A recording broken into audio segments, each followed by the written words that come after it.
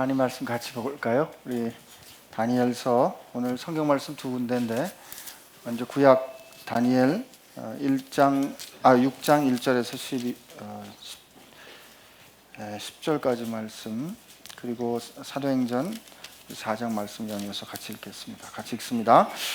다리오가 자기의 뜻대로 고관 120명을 세워 전국을 통치하게 하고 또 그들 위에 총리 셋을 두었으니 다니엘이 그 중에 하나이라. 이는 고관들로 총리에게 자기의 직무를 보고하게 하려 왕에게 손해가 없게 하려 함이었더라.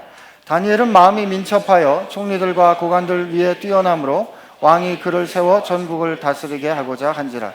이에 총리들과 고관들이 국사에 대하여 다니엘을 고발할 근거를 찾고자 하였으나 아무 근거 아무 허물도 찾지 못하였으니 이는 그가 충성되어 아무 그릇됨도 없고 아무 허물도 없음이었더라.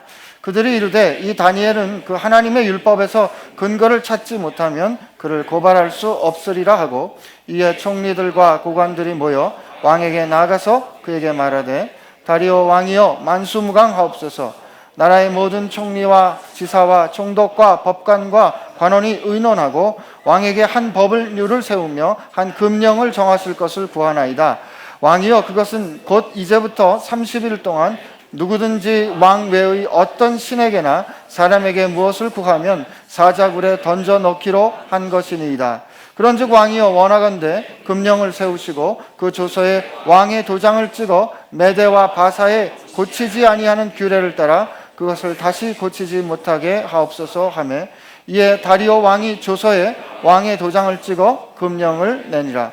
다니엘이 이 조서에 왕의 도장이 찍힌 것을 알고도 자기 집에 돌아가서는 윗방에 올라가 예루살렘으로 향한 창문을 열고 전에 하던 대로 하루 3번씩 무릎을 꿇고 기도하며 그의 하나님께 감사하였더라. 아멘.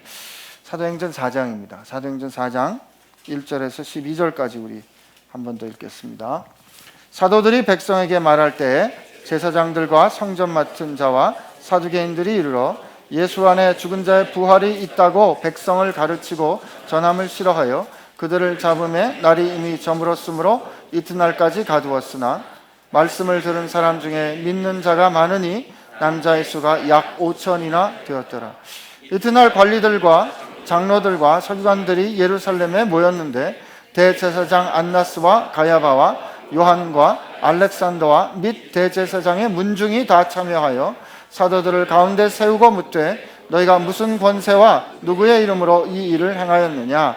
이에 베드로가 성령이 충만하여 이르되 백성의 관리들과 장로들아, 만일 병자에게 행한 착한 일에 대하여 이 사람이 어떻게 구원을 받았느냐고 오늘 우리에게 질문한다면 너희와 모든 이스라엘 백성들은 알라. 너희가 십자가에 못 박고 하나님이 죽은 자 가운데서 살리신 나사렛 예수 그리스도의 이름으로 이 사람이 건강하게 되어 너희 앞에 섰느니라. 이 예수는 너희 건축자들의 버린 돌로서 집 모퉁이의 머릿돌이 되었느니라. 다른 이로서는 구원을 받을 수 없나니 천하 사람 중에 구원을 받을 만한 다른 이름을 우리에게 주신 일이 없습니다 하였더라. 아멘. 예, 주님, 오늘 우리가 찬양했습니다. 우리가 숨질 때 주 앞에 하고 싶은 한마디 말은 이전보다, 내가 살아온 모든 날보다 오늘 숨을 거두는 이 날 주님을 더욱 사랑합니다 하는 이 고백 두기를 소원합니다. 오늘 주의 말씀 같이 나누고자 합니다. 주님 도우셔서 말씀하여 주시고 우리 모두가 같은 은혜 받도록 도와주옵소서. 주님 사랑합니다. 예수님의 이름으로 기도합니다. 아멘.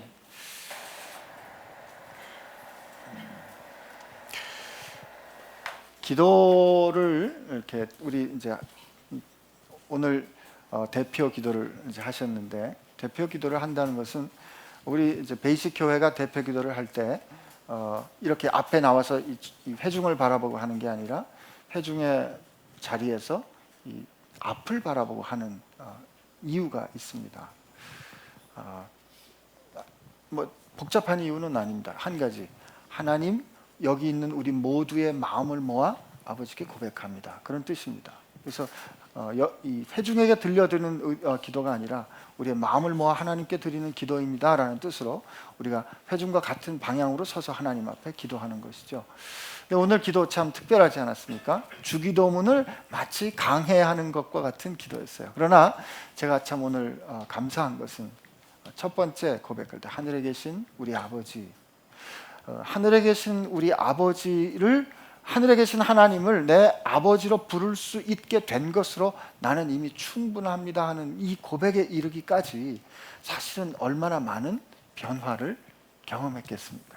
그리스도인이 된다는 것은 하나님을 아버지로 부르지 않고 살다가 인생을 내가 내 스스로 내 힘으로 살 수 있다, 그리고 내가 꿈꾸는, 내가 계획한, 내가 바라보는 비전으로 충분하다, 내 인생을 끌고 가는 내 뜻이 참으로 완전하다, 그렇게 살아왔다가 또 그것으로 가능하다 생각했다가 하나님의 은혜로 내 삶 가운데 찾아오신 주님을 만나 내 삶을 향하여 펼쳐놓으신 그 하나님의 크고 놀라운 뜻을 깨닫고 그 놀라운 뜻을 내게 허락해 주신 그 하나님을 향하여 아버지로 부르게 되는 이 변화가 그리스도인이 되는 거예요. 지식을 갖는 게 아니고 이거는 우리 정체성이 바뀌는 거예요. 정체성이 바뀌려면 옛날에 여러분과 저는 우리 뜻대로 살았기 때문에 어긋나 있었거든요. 잘못되어 있었거든요. 말하자면 기형적으로 돼 있었던 거죠. 이게 그리스도와 함께 죽는 그 일들을 통해서 날마다 말씀 가운데 부딪히는 것을 통해서 옛 자아가 깨지는 경험을 해요. 옛 정체성이 깨지는 거예요. 그게 깨지면서 하나님께서 우리를 향하여 의도하신 그 모양으로 그리스도의 형상으로 우리가 날마다 조금씩 빚어가는 것, 이게 우리 그리스도인 돼가는 겁니다. 우리가 그리스도인 되는 게 무슨 뜻인가를 지금 이 말씀을 통해서 우리 같이 묵상하고 있는데, 사실 오늘 말씀은 하여튼 여러분하고 같이 우리 이 시대를 우리 같이 고민하는 숙제를 같이 한번 붙잡는 뜻에서 여러분하고 오늘 이 말씀을 다룰 주제를 가지고 여러분 앞에 섰습니다. 오늘 제목이 좀 센슈얼하죠. 피켓을 들 것인가, 살아낼 것인가. 감각이 있으신 분은 피켓을 들 것인가 라는 이 질문에서 제가 말 거는 거에서 뭘 갖고 오고 싶은지 좀 생각을 하실 수 있을 겁니다. 뭐 같아요? 2주 전쯤에 제가 이제 이 대나무 칫솔을 가지고 공정무역을 좀 해보고 싶다는 청년이 있었어요. 치과 의사인데 그 치과 의사랑 만나서 이런저런 이야기를 하다가 그 청년이 이제 이야기를 다 끝나고 이제 끝나는 말미에 저한테 툭 이런 질문을 던졌습니다. 목사님은 동성애에 대해서 어떻게 생각을 하십니까?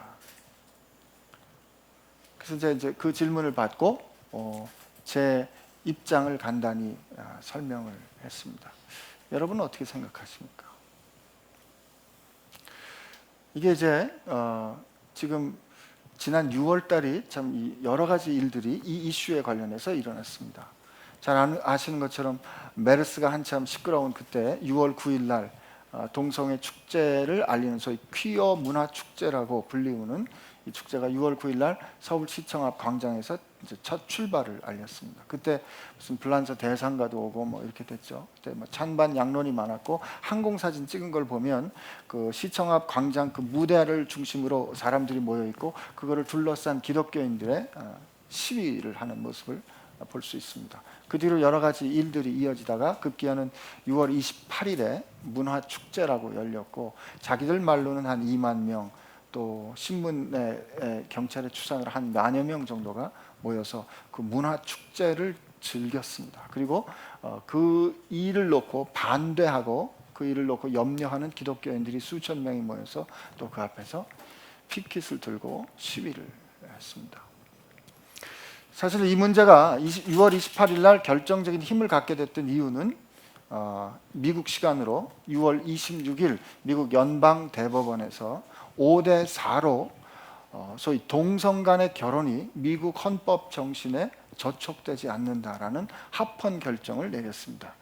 이게 찬성 의견이 5고요. 소수 의견이 4, 반대 의견이 4였기 때문에 이제 합헌 결정이 되고, 합헌 결정이 됐기 때문에 이제 이미 동성 간의 결혼을 합법으로 인정하는 첫 번째 주가 매사추세츠 주였는데, 그 주 말고 미국 이제 전역에서 그 일이 가능하게 된 것입니다. 이게 어떤 의미를 갖는가? 이제 동성 결혼을 합법화한, 이게 헌법에 배치되지 않는다라는 합헌 결정을 받게 되면 이제 누군가 동성끼리 결혼을 하겠다고 찾아왔을 때 목사님이 그것은 옳지 않습니다, 성경적으로 하나님께서 정죄하신 죄입니다, 이렇게 분명히 선언하고 이 결혼식 주례를 이제 거절하거나, 혹은 설교 중에 지금 저처럼 이렇게 동성애는 하나님이 기뻐하시지 않는 죄입니다, 이렇게 선언을 하게 되면 뭐에 걸려요? 차별금지법에 걸리면서 이제 어려움을 겪게 되는 그런 일이 일어난 거죠. 그러는 와중에 우리 서울시장께서 아시아 문화권에서는 한국이 첫 번째로 동성 간의 결혼을 인정하는 국가가 되기를 바란다라고 샌프란시스코 익자미너라는 신문에 작년 10월에 인터뷰를 했습니다. 한국의 기독교인들이 이에 대해서 이제 상당히 심각하게 반대 의사를 표명하니까 그때 내가 그렇게 표명한 것은 그것이 아니다, 이렇게 좀 발뺌을 하셨어요. 그렇지만 미국 기사가 분명히 미국의 신문에서 확인하기는 그가 통역 없이 영어로 I hope, 영어로 나는 분명히 그렇게 희망한다, 이렇게 했다는 것이죠. 그리고 보면 2013년에 한국 센서스 해보면 39%가 동성애를 허용해도 되겠다, 친구 괜찮다, 그러나 가족으로는 아직 어렵다, 뭐 이런 얘기를 했고요. 작년에 대학생들을 서베이를 해보니까 큰 서베이는 아니었습니다. 물론 406명을 대상으로 서베이를 했는데 60%가 동성애도 허용할 수 있는 거 아니냐, 이런 이제 시대를 지금 우리가 살고 있는 게 된 겁니다. 그러면 이런 일들이 이렇게 쭉 지나갈 때 여러분 기독교 언론에 상당히 비판적인 언론, 여러 가지 소수 의견들 많이 담아낸 언론 매체, 그러니까 뉴스앤조이라는 매체가 있는데, 이 매체를 보면 이 동성애 관련해서 이제 이슈가 계속해서 다뤄졌는데, 백부장이 그 사랑하는 하인에 대해서 그 사랑하는이라는 표현이 당대의 동성애자를 지칭하는 거였다. 그래서 예수님이 동성애자인 백부장을 허용해 주셨다라는 그런 해석이 나오기까지 했습니다. 그래서 교회 안에 이런 일들이 이제 왈가왈부된 거예요.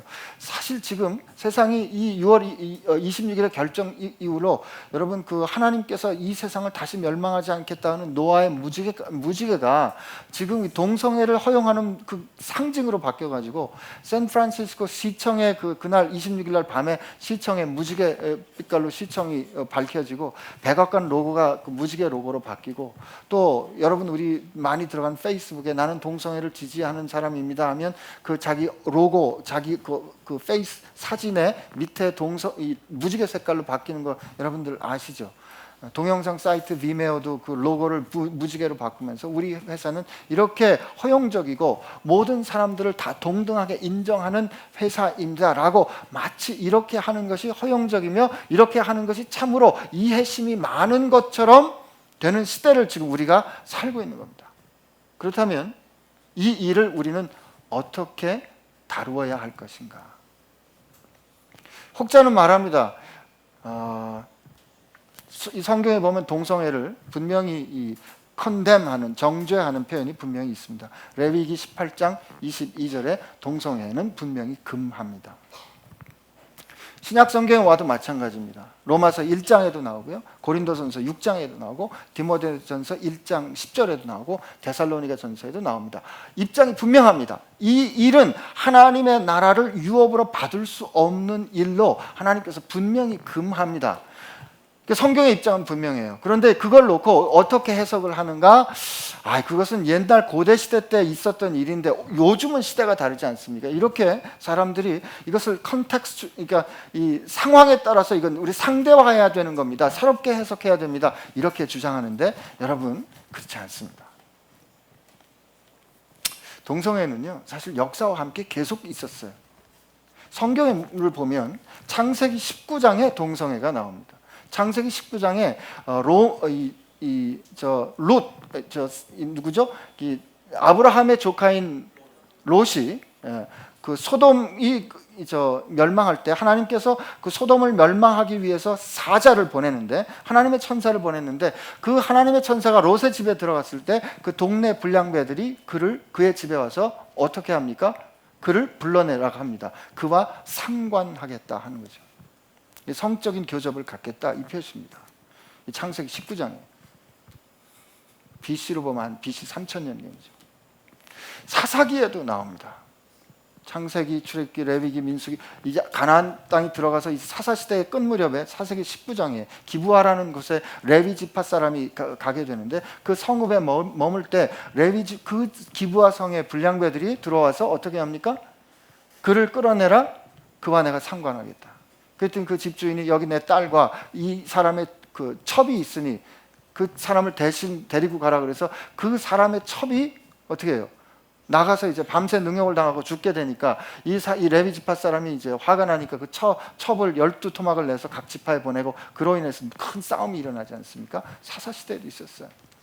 왕국 시대에 없었나요? 왕국 시대에도 있었어요. 열왕기상 14장 15장에 보면 르호보암 때 유다 땅에 남색하는 자가 있었고, 15장에 그 남색하는 자를 물리쳤더라, 쫓아냈더라라는 증언이 있습니다. 신약시대 우리 지금 본 것처럼 있는 거죠. 그러면 다른 문건에는 없는가? 아닙니다. 이집트 문건, 고대 이집트 문건에도 있었고, 고대 중국 문건에도 있었고, 고대 인도 문건에도 있습니다. 예수님이 살았던 그 그리스 시대, 고대 그리스 그때 문명에는 오히려 동성애를 허용하는 입장이었어요. 남자가, 이 성인 남자가 14세에서 18세에 동남을 보호해주고 그를 사랑하는 거가 아주 일종의 자유시민이 가질 수 있는 특권처럼 여겨지는 시대였단 말이에요. 여러분, 기독교에서, 복음에서 하나님께서 이것은 하나님께서 기뻐하시는 일이 아닙니다 라고 배너를 분명히 세웠던 상황이 동성애가 허용되지 않았던 상황이 아니냐면, 지금 상황하고 다를 게 하나도 없어요. 똑같은 상황이었단 말이에요. 그 상황은 역사와 함께 인간의 타락으로 말미암아, 인간의 죄악으로 말미암아 그것은 계속해서 내려왔었고, 계속해서 내려오는 그때 하나님은 변함없이 이것이 내가 원하는 뜻이 아니다라고 분명히 말씀하셨습니다. 그리고 예수님께서 이 결혼에 대해서도 예수님께서 말씀하실 때, 하나님께서 남자와 여자를 만드시고 이들이 부모를 떠나 한 몸을 이룰지라 해서, 하나님이 만드신 최초의 인스티튜션인 가정은 남자와 여자가 만나 이루어지는 것이 이것이 기준이다라고 분명히 세우셨어요. 그런데 자기 소견에 좋은 대로, 이게 내 취향이다 이거죠. 태어날 때부터 결정된 내 취향이라는 그 변명과 함께 내 취향에 따라 내 이끌린 대로 살아가는 것을 허용해달라는 게 소위 소수자의 인권 보호라는 이름으로 사실 이렇게 주장해온 오랜 전략의 산물이에요. 그리고 지금은 보호되고 인정되어야 한다라는 시대를 우리가 살고 있는 겁니다. 미국은 그게 드디어 법안에 올라간 거예요. 한국은 어떨까요?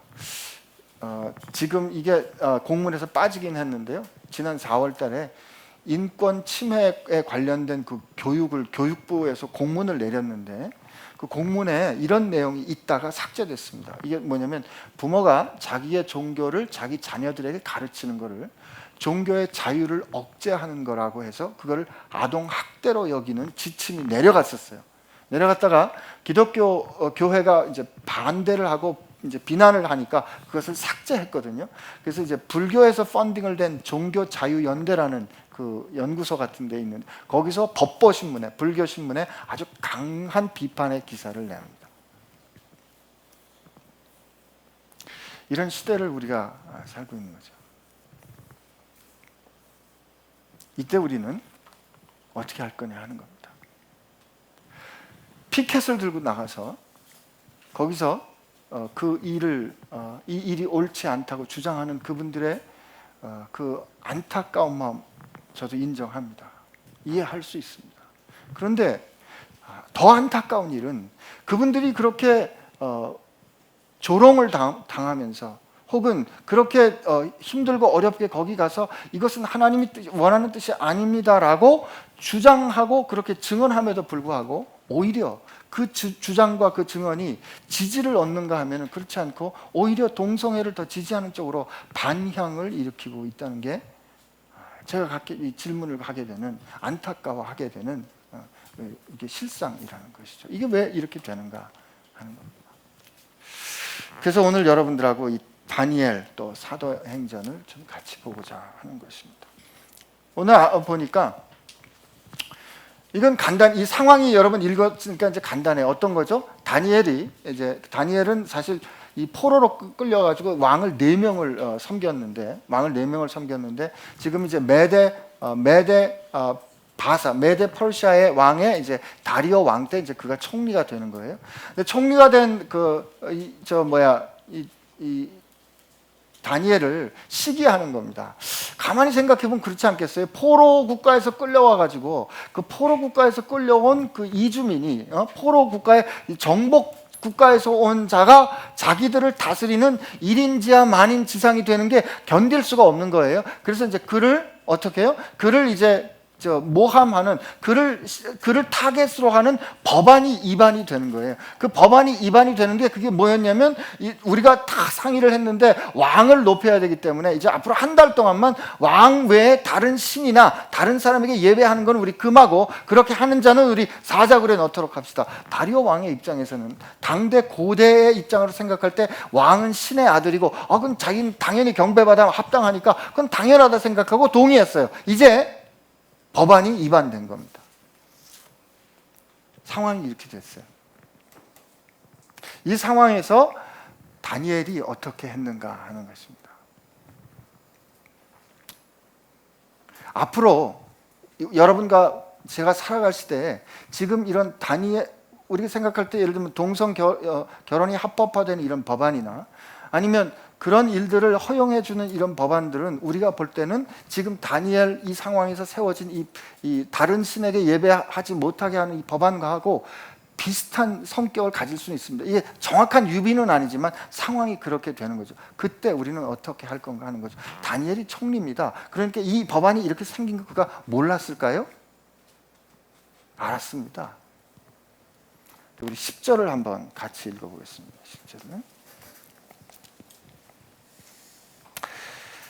자, 우리 10절을 같이 읽습니다. 시작. 다니엘이 이 조서에 왕의 도장이 찍힌 것을 알고도 자기 집에 돌아가서는 윗방에 올라가 예루살렘으로 향한 창문을 열고 전에 하던 대로 하루 3번씩 무릎을 꿇고 기도하며 그의 하나님께 감사하더라.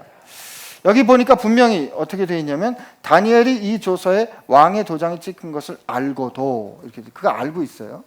그리고 이 법안의 목적이 뭐라는 것도 알고 있어요. 뭐다? 자기를 공격하려는 걸 알고 있는 거죠. 그가 그렇게 알고 어떻게 했다고요? 자기 집으로 돌아갔습니다. 첫 번째, 자기 집으로 돌아갔습니다. 그는 시청 앞 광장으로 나가지 않았습니다. 여러분, 시청 앞 광장에서 하루 동안 피켓을 들고 싸움하기는 쉽습니다. 그러나 진짜 어려운 영적인 싸움은, 진짜 어려운 영적 전투는 어디서 일어나는가? 우리 삶의, 일상의 삶의 현장에서 일어난다는 거예요. 다니엘이 이 상황을 알고 자기 집으로 돌아갔어요. 다니엘이 이 상황을 알고 다리오 왕의 신임을 얻었어요. 다리오 왕의 신임을 얻어서 그가 다리오 왕에게 가서 이 법안의 목적이 뭡니다, 이렇게 설명할 수도 있었을 거예요. 그러나 사실은 이게 어떻게 보면 완벽한 부비 트랩이에요. 왜냐하면 다니엘이 왕에게 가서 이 법안이 사실은 나를 모함하려는 법안입니다, 이렇게 설명하라고 할 때 그 반대측에 시기하는 사람들은 어떻게 설명할까요? 전혀 그렇지 않습니다. 다니엘이 왕에게 경배하는 걸 싫어해서 그렇기 때문입니다. 이 소위 왕을 향한 로열티에 의심을 주게 할 수 있거든요. 그러니까 다니엘이 이걸 가지고 설명하거나 혹은 이 법안이 위반되지 않도록 자기가 가진 힘을 써서 강제할 수 있을지도 모르겠었어요. 그러나 그는 그렇게 하지 않았습니다. 그 대신 자기 집으로 갔어요. 자기 삶으로 돌아간 겁니다. 자기 일상의 삶에서 그는 하나님께서 그에게 허락하신 삶의 인티그리티를 지켜냅니다. 여러분, 왜 우리 영적인, 우리가 쉽게 놓치는 부분이 바로 여기인데, 우리 6장 4절 5절을 한번 우리 같이 읽어보겠습니다. 같이 읽습니다. 시작. 이에 총리들과 고관들이 국사에 대하여 다니엘을 고발할 근거를 찾고자 하였으나 아무 근거 아무 허물도 찾지 못하였으니 이는 그가 충성되어 아무 그릇됨도 없고 아무 허물도 없음이었더라. 그들이 이르되 이 다니엘은 하나님의 율법의 근거에 찾지 못하면 그를 고발할 수 없으리라. 대적들이 알았어요. 다니엘을 죽이고자 시기하는 사람들이 알았어요. 그의 삶에서 그가 행하는 일에서 우리가 흠결을 찾아낼 수가 없다. 일상의 삶의 영적 전투에서 다니엘은 승리하고 있었던 겁니다. 여러분과 제가 매일 살아가는 이 일상의 삶이 영적 전투라는 걸 잊지 않아야 됩니다. 교회가 지금 동성애에 대해서 교회의 입장을 분명히 밝혔을 때 왜 세상이 교회를 벌떼같이 일어나서 욕을 할 것 같아요? 어떤 태도를 보였기 때문에 그래요? 동성애를 컨뎀하고 정죄함으로 자기가 이제까지 해왔던 어떤 잘못된 태도를 감추려는 것은 아닌가 하는 거죠. 평소에 교회가 세상에서 정결하고 거룩하고 흠이 없고 어떻게 살았는지 그들과 하나님 앞에서 증인될 수 있도록 교회가 살아냈다면 말이죠. 그렇게 살아낸 교회가 동성애는 하나님이 원하는 뜻이 아닙니다. 그렇게 말했을 때는 그냥 그 아닌 거로 고백하는 것으로 아마 끝났을 거예요. 오늘 실제로 우리가 무너지는 영적인 싸움터는 우리 집에서 우리가 하나님의 거룩한 뜻을 지켜내지 못하는 게 이게 문제인 거예요. 다니엘은 평소에 일상의 삶에서의 영적 전투에서 승리하고 있었습니다. 여러분, 우리 이게 정신 차려서 이 싸움에서 승리해야 됩니다. 제가 오늘 1부, 2부 예배는 어린이 예배를 갔었는데요. 오랜만에 가니까 좋더라고요. 벌써 초등부쯤 되니까 이 대면하고 뭐죠 이게 뭐라 그러죠? 이 수줍어 하는 거 말고 왜 좀 겸연쩍어 하는 거 있죠. 이제 좀 크면서. 근데 이제 어린 아이들은 갔더니 뭐 조금 놀아줬더니 벌써 와서 쌀벌이 하자 그러고 뭐 와서 안기고 하고 너무 제가 오랜만에 좋았습니다. 근데 그리고 이 어린이 설교가 굉장히 어렵거든요. 근데 오늘 요한복음 3장 16절 가지고 설교하는데 이 녀석들이 막 뭐 그냥 정신없이 이렇게 떠들더니 이 스크린에 이 하나님의 사랑이 나오고 하트가 나오다가 까만 거로 이렇게 이 하트가 바뀌면서 가운데 금이 갔어요. 이 하트가 왜 이렇게 깨졌을까요? 이렇게 사랑이 왜 이렇게 깨졌을까요? 물어보는데 그 떠들던 아이들이 조용해지면서 죄 때문에요 이렇게 얘기하는데 제가 진짜 울컥했습니다. 우리가 왜 젊은 세대를 잃어가고 있을까? 왜 젊은 세대에게 복음이 힘이 없을까? 우리의 삶이 우리가 무엇을 믿고 우리가 어떤 삶을 가지고 어떤 가치를 추구하는가가 가장 정직하고 가장 강력하게 가장 분명하게 확인이 되는 게 어디예요? 가정이거든요. 가정에서 깨지고 있기 때문에, 가정의 영적 전투에서 깨지고 있기 때문에. 목사 아들들이 제일 괴로운 게 그겁니다. 아버지 설교할 때 강단에서 거룩하게 선포하시는데 집에 와서 엄마한테 저희 아버님 그렇다는 뜻이 아닙니다. 집에 와서 엄마한테 하는 걸 보면, 집에 와서 나한테 하는 걸 보면, 너 그렇게 해가지고 어떻게 먹고나 살겠느냐? 너 좋은 대학을 가야지 말이야 라고 윽박지르는 아버지가 강단에 올라가서는 여러분 좋은 대학 꼭 안 가셔도 됩니다. 이런 이중적인 태도가 있을 때 무너지는 겁니다. 무너지는.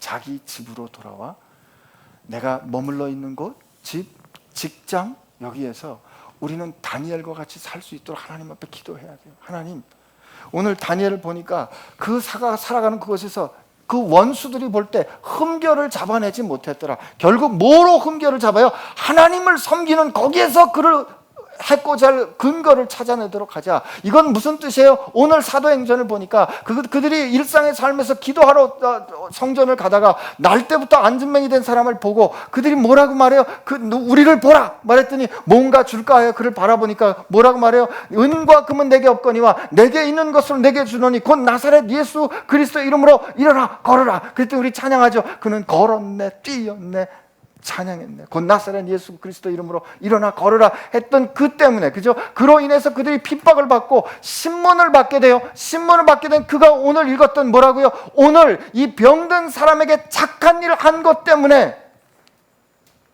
라고 말할 수 있는 그 담대한 말이죠.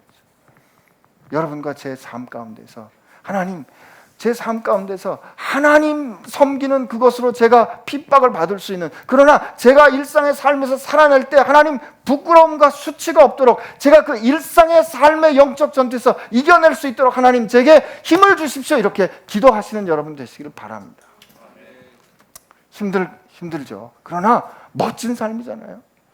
어렵죠. 그러나 이것은 우리 누릴 만한, 살아볼 만한 삶이잖아요. 하나님 앞에 이렇게 기도하죠.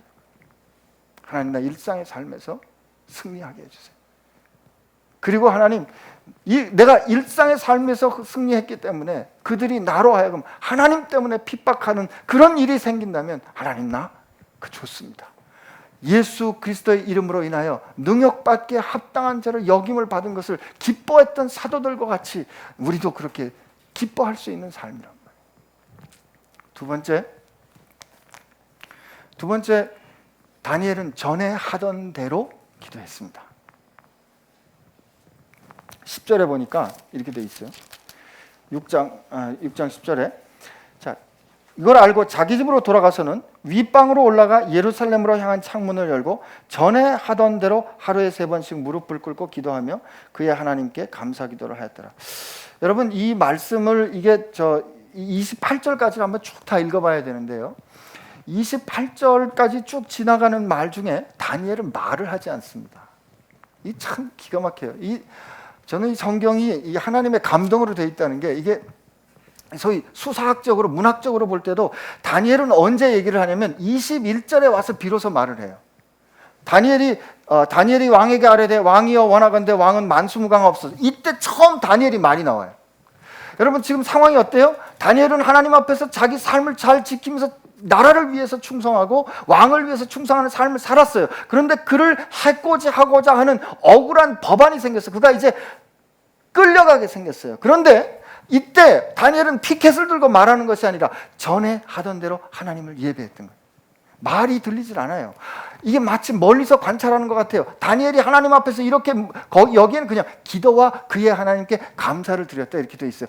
다니엘은 말하지 않습니다. 언제도 말하지 않아요. 그래서 사람들이 그를 끌고 가서 그를 참소하는 사람들은 말합니다. 그가 그렇게 사로잡히게 될 때 왕이 그걸 보고 그를 어떻게 구해주려고 애쓰지만 애쓰지 못해요. 그래서 왕이 그게 말해요. 네가 믿는 하나님이 살아계시다면 너를 구해주기를 바란다 라고 그가 사자굴에 던져질 때도 다니엘은 말하지 않습니다. 여러분, 이 다니엘 기자가 들려준 이 침묵이 우리에게 들려주는 게 뭐겠어요? 그는 피켓을 들고 떠들지 않았습니다. 그는 어제 했던 대로 오늘 같이 예배합니다. 예루살렘을 향해 윗방에 올라가 문을 열고 그가 했던 대로 사신 하나님, 그의 하나님 앞에 무릎을 꿇고 기도와 그의 하나님께 감사를 드렸습니다. 그러나 그 예배는 어제 했던 예배예요. 어제 했던 예배와 동일한 행동이에요. 별로 특별한 행동이 아니었어요. 매일 드리던 일상의 예배였어요. 그러나 매일 드리던 그 일상의 예배는 그를 향하여 모함하는 그 법안 때문에 이건 생명을 건 예배가 됩니다. 매일 드리던 예배였어요. 그러나 그 매일 드리던 그 예배가 그 주변의 환경이 바뀌면서 그 예배는 이제 생명을 거는 예배가 돼요. 맞아요. 그는 그 예배에 생명을 걸었어요. 그리고 그 결과로 그는 죽습니다. 여러분, 사자굴에 떨어지면 죽는 게 내추럴한 거예요. 사자굴에 떨어졌는데 그 굶었던 사자가 입이봉함을 입어서 죽이지 않았다? 이건 일어날 수 없는 일이에요. 이거는 상식적인 사람은 생각할 수 없는 일이에요. 그는 그날 그렇게 일상의 예배를 그 환경의 변화에도 불구하고 예배함으로 그는 죽기로 결심한 겁니다. 그는 죽었어요. 사자굴에 던져서.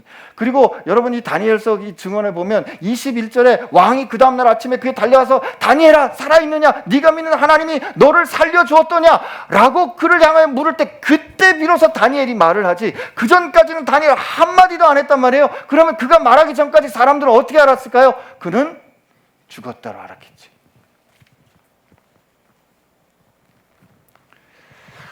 여러분, 우리 메르스가 돌 때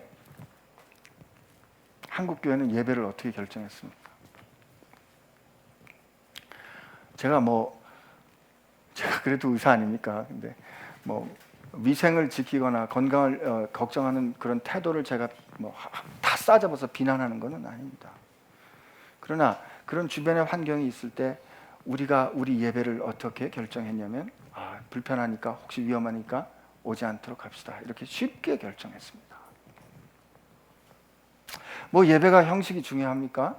마음을 드리면 되지. 이렇게 그러면 다니엘도 그렇게 말할 수 있잖아요. 예배가 형식이 중요합니까? 마음이 중요하지. 그렇게 창문 닫고 그냥 하나님 앞에 몰래 드리면 어때요? 하나님께서 아실 텐데. 그렇게 생각할 수도 있잖아요. 그러나 지금 이 사건의 키는 뭐였어요? 그가 예배한 그것이 키였잖아요. 다니엘은 그거 알고 있었기 때문에 그가 하던 대로 한 거예요. 그가 이대로 하던 대로 했다는 것은 상황이 변한 것을 통하여 그가 그 전에 매일 평소에 드리던 그 예배가 그의 생명을 하나님께 늘 드리던 예배였다는 게 그날 그 예배로 증언됐던 겁니다. 그는 그때 그 날마다 그가 하나님 앞에 드렸던 예배를 어떻게 여기고 있었는가? 이 상황이 이렇게 변해서 내가 사자굴에 던져지게 될지라도, 내가 죽게 될지라도, 내 생명을 드릴지라도 나는 이 예배가 그보다 더 소중합니다 라고 평소에 드렸던 그의 태도가 그날 그 어려움과 고난으로 증언된 거죠.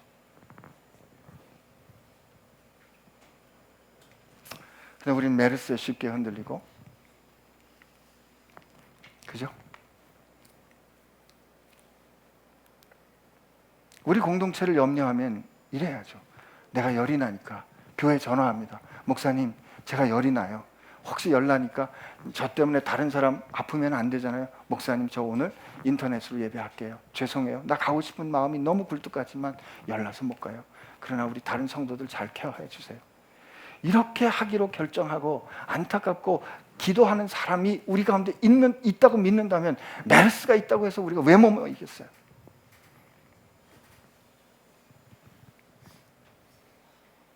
근데 우리 그렇게 안 믿으니까, 위험하니까 가지 마라.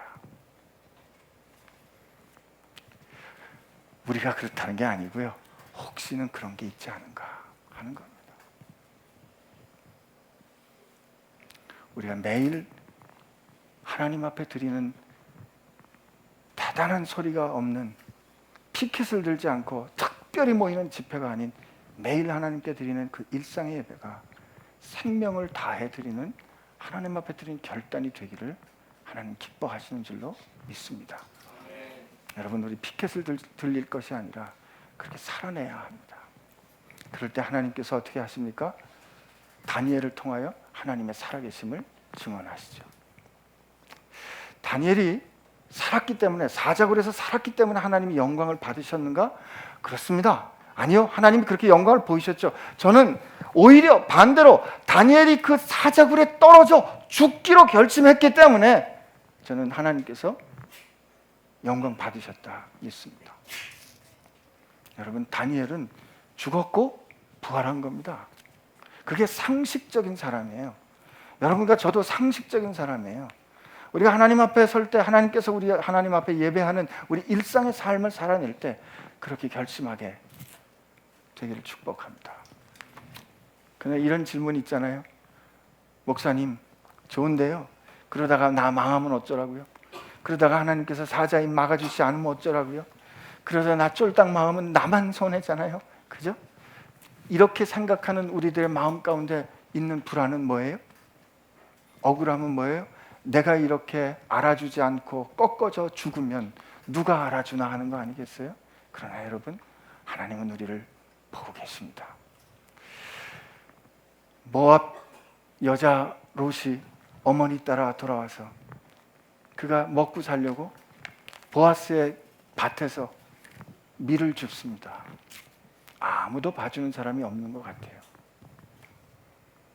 그가 허락을 받고 종일토록 잠깐 잠깐 쉬러 갔다가 그 뭐죠? 룻기를 한번 보면 룻기 2장에 이렇게 돼 있어요. 제가 그냥 읽어드릴게요. 룻기 2장에 이렇게 돼 있습니다. 보아스가 베는 자들을 거느린 사환에게 이르되 이는 누구의 소년이냐 하니 베는 자들이 거느린 사환이 대답하여 이르되 이는 나오미와 함께 모압 지방에서 돌아온 모압 소녀인데 그의 말이 나로 베는 자를 따라 단 사이에서 이삭을 죽게 하소서 하였고 아침부터 와서는 잠시 집에서 쉰 외에는 지금까지 계속하는 중입니다. 아무도 그 여자를 보지 않는 것 같았는데 그의 삶의 뒷모습을, 자기는 볼 수 없는 그 뒷모습을 누군가 봐주어 그를 구원해줄 구원자에게 말해주는 증인이 있더라는 것이죠. 여러분과 내가 하나님 앞에서 하나님이 우리에게 허락해 주신 일상의 영적 전투에서 승리하려고 하고, 그리고 우리가 매일 하나님 앞에 나아가는 그 일에 하나님 나로 하나님께 내 생명을 드리는 예배하는 자 되게 해주세요 라고 요란한 말 없이 그저 하나님 앞에 예배자로 서는 그 예배를 하다가 혹시 세상에서 알지 못하고 사라진다고 할지라도, 쓰러진다고 할지라도 하나님 앞에서 그는 하나님 앞에 이렇게 신실하게 자기를 드렸던 자입니다 라고 증언해 줄 사람이 있는 겁니다. 믿으십시오. 성령께서 우리 안에 살아계셔서 우리가 하나님의 자녀된 것을 증언해 주신다 하셨습니다. 그러면 목사님 어떻게 하면 좋습니까? 저 사람들 저런데 우리가 피켓이라도 들어야 하지 않습니까? 우리가 그래야 이 세상이 이렇게 되지 않습니까? 이렇게 여전히 염려되시거든. 예수님 말씀을 귀 기울이세요. 너희 기도할 때 골방에 들어가서 기도하거라. 너희 기도할 때 골방에 들어가서 기도하거라. 은밀한 중에 보시는 아버지께서 듣고 대답하실 것이다. 여러분, 이 시대에 이 어려움을 놓고 우리 기도해야 됩니다. 하나님, 우리가 이렇게 많이 모여서 기도합니다. 그러니까 하나님 들어주세요. 이렇게 해서 우리가 모은 힘을 가지고 하나님을 움직여 보겠다는 거, 이거 조작적인 태도예요. 우리 삶의 현장에서 누가 보든지 안 보든지 간에 이 아픔을 내 아픔으로 옮기고, 이 무너진 데 하나님, 내가 이 무너진 데 막아서는 자 되고 싶습니다. 하나님, 나 아무것도 아니지만 내가 내 삶의 자리에서, 그리고 이 문제를 놓고 하나님 앞에 가지고 와서 기도하오니 하나님, 우리 민족을 불쌍히 여겨주세요 라고 우리가 골방에서 기도할 때 하나님, 아무도 보지 않는 사람이 보는 사람이 없을지라도 은밀한 가운데 보시는 하나님께서 보시고 응답해 주실 겁니다. 교회가 이 살아냄으로 하나님 앞에 우리 예배하는 이 태도를 회복할 때 하나님께서 이 땅을 고치게 되실 줄로 믿습니다. 여러분, 우리 하나님 앞에 같이 기도합시다.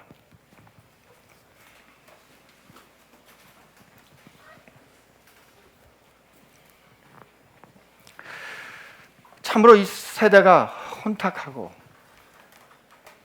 참으로 이 세대가 자기 욕망에 이끌려서 어디로 갈지 모르는 상태로 질주하는 것, 우리는 지금 보고 있습니다. 정말 우리가 하나님 앞에서 이 아픔을 하나님 앞에 가지고 가서 가슴을 찢고 하나님 앞에 기도해야 할 사람들이 우리이고 하나님의 자녀된 여러분과 저인 줄로 믿습니다.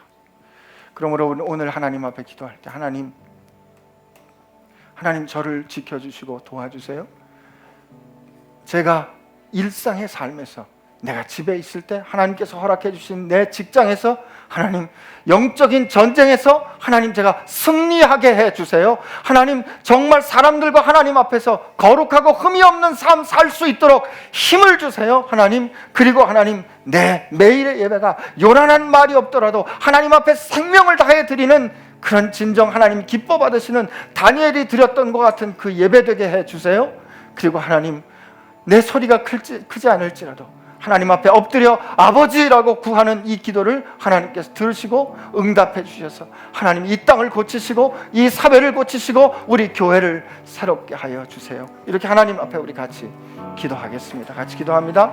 하나님 아버지, 오늘 같이 말씀을 나누고 하나님, 부족한 제가 하나님 앞에서 하나님 아버지 말씀을 나누고자 하였습니다. 아버지, 저의 연약함 아버지 아시지 않습니까? 정말 일상의 삶 가운데서 하나님께서 기뻐하시는 거룩함이 회복되게 하여 주시고, 일상의 삶이 참으로 아버지께서 기뻐하시는 아버지의 사랑받는 자녀답게 살아가는 삶이 되게 하여 주옵소서.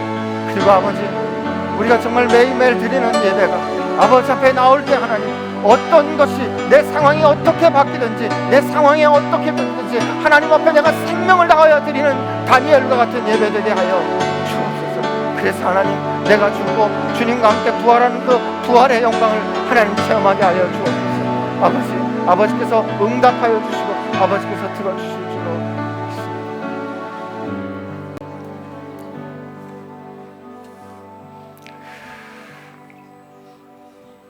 하나님, 어렵고 혼탁한 시대를 바라보면서 하나님, 저희가 그저 정신없이 돌을 들어 치며 정죄하려고 하기 전에 먼저 하나님 앞에 무릎을 꿇고 하나님, 내 삶이 하나님 앞에 정결하고 거룩하게 되기를 원하오니 먼저 나를 새롭게 하여 주옵소서. 이렇게 하나님 앞에 구하는 아버지의 자녀들 되기를 원합니다. 그리고 아버지의 자녀들인 저희들이 삶으로 하나님 앞에 드리는 예배가 다니엘이 아버지께 그렇게 그날 드렸던 그 예배처럼, 그가 그날 아버지 앞에 창을 열고 자기를 죽이려는 그 위협 앞에서도 늘 하던 대로 말없이 아버지 앞에 그렇게 하던 대로 아버지께 기도하며 감사하며 사랑을 고백했던 그 예배처럼 오늘 내가 드리는 일상의 예배가 아버지께 그렇게 생명을 다하여 드리는 예배 되게 하여 주옵시고, 그렇게 아버지께 드려질 때 다니엘이 죽고 그가 다시 살았던 것처럼 우리가 주님 안에 죽고 날마다 부활하는 영광을 체험하게 해 주실 줄로 믿습니다. 그리고 아버지, 저희가 작을지라도 골방에 들어가 아버지께 기도할 때 우리의 삶을 보시는 아버지께서 들으시고 우리가 아버지 앞에 안타깝게 올려드리는 기도 하나도 땅에 떨어지지 않고 아버지 손에 들려 아버지께서 응답하여 주실 줄로 믿습니다.